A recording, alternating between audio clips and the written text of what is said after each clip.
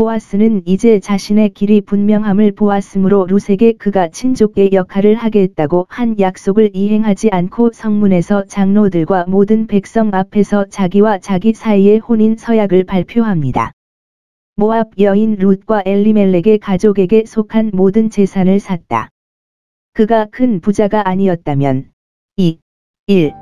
그는 이 구속을 받아들이지 못했을 것이며 그의 친척 가족에게 이 봉사를 할 수도 없었을 것입니다.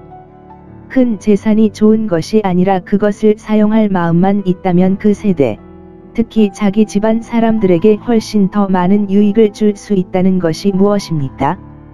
이제 이 결혼과 관련하여 나타납니다. 그것이 많은 증인들 앞에서 엄숙하거나 최소한 출판되었다는 것. 9. 10절. 너희가 증인이로다. 내가 그 재산을 샀다. 그것을 소유한 사람이나 그 일부를 저당 잡힌 자 그를 내게로 오게 하라. 그리하면 땅의 가치를 따라 그 돈을 얻으리라. 이는 희년 레 15의 연수로 환산한 값이라. 엘리멜렉의 가족에게로 향합니다. 부동산 판매가 공개될수록 사기로부터 더 잘 보호됩니다. 내가 그 과부를 사서 내 아내로 삼았다는 것. 그는 그녀와 함께 할 몫이 없었습니다. 그녀가 가지고 있던 공동 작업이 방해를 받았고 그는 가치가 있는 만큼 많이 주지 않고는 그것을 가질 수 없었습니다. 따라서 그는 그녀를 샀다고 말할 수 있습니다. 그러나 그는 유덕한 여성이기 때문에 좋은 거래를 했다고 생각했습니다. 집과 재물은 아비의 유업이나 슬기로운 아내는 더욱 귀중하니 이는 여호와의 특별한 선물이라. 그는 그녀와 결혼할 때 죽은 자들의 기억을 보존하기 위해 계획했습니다. 말론의 이름이 그것을 지탱할 아들을 남겨두지 않았지만 그의 처소 성문에서 끊어지지 않고 이 방법으로 보아스가 엘리멜렉의 아들 말론의 과부 룻과 결혼하였다는 사실을 공개 등록부에 삽입해야 했으며 그 후손은 등록부를 참조할 기회가 있을 때마다 특별히 주의를 기울였습니다. 그리고 그 결혼과 그 문제를 위해 보존된 이 역사는 보아스의 생각과 의도를 넘어 세상 끝까지 말론의 이름을 영속시키는 효과적인 수단이 되었습니다. 보아스가 죽은 자들에게 이 영광을 베풀었으므로 이와 같이 산 자들에게 은혜를 베푸사 하나님이 그를 메시아의 족보에 들어가게 하는 영예를 주셨으니 이로 말미암아 그의 가족이 이스라엘 모든 족속보다 존귀하도다. 반면에 다른 친척은 과부와 결혼하여 자신을 낮추고 자신의 유산을 훼손하는 것을 매우 두려워하여 자신의 이름과 가족과 유산을 망각과 불명예 속에 묻었습니다. 죽은 자의 영예와 가난한 과부와 나그네의 위로에 대한 부드럽고 관대한 관심은 그 어느 것도 친절에 보답할 수 없습니다. 누 14시 14분. 이것은 하나님께서 기뻐하실 것이며 반드시 갚아 주실 것임을 확신합니다. 우리 주 예수는 우리의 고엘, 우리의 구속자, 영원한 구속자이십니다. 그는 보아스처럼 타락한 인류의 비참한 상태를 불쌍히 여겼습니다. 그가 죄로 말미암아 저당 잡힌 하늘의 기업을 우리를 위하여 큰 값으로 속량하셨으니 그리고 우리가 결코 구속할 수 없었어야 하는 신성한 정의의 손에 몰수당했습니다. 그는 또한 룻과 같이 나그네와 타국인, 가난하고 멸시받는 이방인이라 할지라도 자기와 약혼할 특별한 백성을 사서 죽고 묻힌 족속의 이름이 영원히 끊어지지 않게 하려 하였느니라. 그가 이렇게 하기 위해 자신의 기업을 훼손하는 모험을 펼쳤습니다. 왜냐하면 그가 부유한 자로서 우리를 위하여 가난하게 되셨기 때문입니다. 그러나 그는 그의 아버지에 의해 그것에 대해 풍부하게 보상받았습니다. 그는 이렇게 자신을 낮추셨기 때문에 그를 지극히 높여 모든 이름 위에 그에게 이름을 주셨습니다. 그분께 대한 의무를 다하고 그분과의 계약을 확실히 하고 그분을 공경하는 방법을 온종일 연구합시다. 보아스는 이 결혼과 매매를 공개적으로 선언함으로써 모든 사기꾼들로부터 자신의 소유권을 확보했을 뿐만 아니라 선언문과 함께 벌금형을 받았지만 룻을 존귀하게 여기고 그가 그녀와 그녀의 혈통과 가난을 부끄럽게 여기지 않는다는 것을 나타내었고 은밀한 결혼에 대한 증언을 남겼습니다. 빛을 미워하고 그것에 오지 않는 것은 악한 자일 뿐입니다.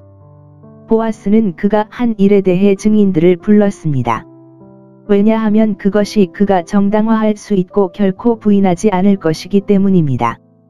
그런 다음 멸시받는 무리에게까지 그러한 관심을 갖게 되어 장로들뿐 아니라 성문에 있는 모든 백성이 지나가고 다시 지나고 9절 그 말씀을 듣게 되었습니다. 많은 기도와 함께 하셨다는 것입니다. 장로들과 모든 백성은 그것을 증거할 때 그것을 기원하고 축복했습니다. 11, 12절 롯은 이제 부름을 받은 것 같습니다. 그들이 그녀를 현재라고 말하기 때문입니다. 12절 이 젊은 여자 그리고 그는 그녀를 아내로 데려갔고 그들은 그녀를 이미 그의 집에 들어온 것처럼 봅니다. 그리고 신혼부부를 위해 진심으로 기도합니다. 연로한 장로가 이 기도를 하고 다른 장로들과 백성이 합하여 기도하였으므로 그들 모두가 말한 것과 같으니라. 공개 기도에서는 한 사람이 말하지만 우리는 모두 기도해야 합니다. 결혼은 축복을 받아야 하며 기도가 수반되어야 합니다. 왜냐하면 모든 피조물과 모든 조건은 우리에게 해당되며 더 이상 하나님께서 그렇게 하지 않으시기 때문입니다. 그러한 상태에 들어가는 사람들에게 모든 행복을 바라는 것은 예에 바르고 우호적입니다. 그리고 우리가 모든 선의 셈을 위해 기도해야 하는 선한 것. 말씀과 기도에 자신을 바치는 목사가 권면하기에 가장 적합한 사람인 것처럼 이 관계에 들어가는 자들을 축복하고 기도하기에 가장 적합한 사람입니다. 우리는 서로의 복리와 번영을 시기하거나 근심하지 않고 서로 소원하고 기도해야 합니다. 그들은 롯을 위해 기도했습니다. 주님은 당신의 집에 들어온 여자를 라헬과 레아처럼 만드셨습니다. 롯은 유덕한 여인이었으나 하나님의 은혜로 자신이 속한 가족에게 축복이 되게 하기 위해서는 친구들의 기도가 필요했습니다. 그들은 사라와 리브가가 아니라 라헬과 레아처럼 되기를 기도했습니다. 사라에게는 아들이 하나밖에 없었고 리브가에게는 언약을 맺은 아들이 하나 있었고 다른 하나는 버림받은 에서였기 때문입니다.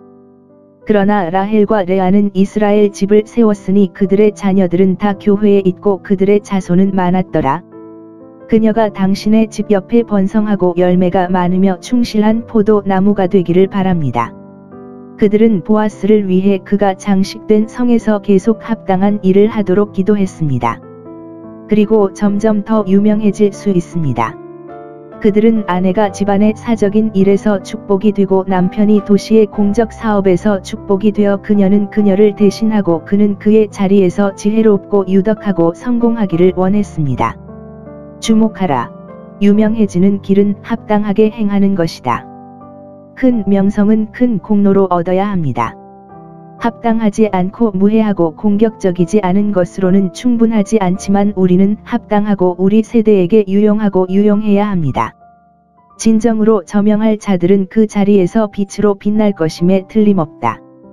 그들은 가족을 위해 기도했습니다. 내 집이 베레스의 집과 같게 하라. 즉 매우 번성하고 크게 번성하여 베레스의 집과 같이 하라. 베들레헴 사람들은 베레스의 집 사람이요 그리고 그것이 얼마나 많은지 아주 잘 알고 있었습니다. 지파를 분배할 때 야곱의 그 손자는 므낫세와 에브라임 외에는 다른 어떤 사람도 갖지 못한 영예를 얻었으며 그의 후손은 헤스론과 하물이라는 두 개의 별개의 가족으로 세분되었습니다. 이제 그들은 그 혈통의 한 가지인 보아스의 가족이 시간이 지나면서 지금의 전체 혈통과 같이 많고 많아지기를 기도했습니다.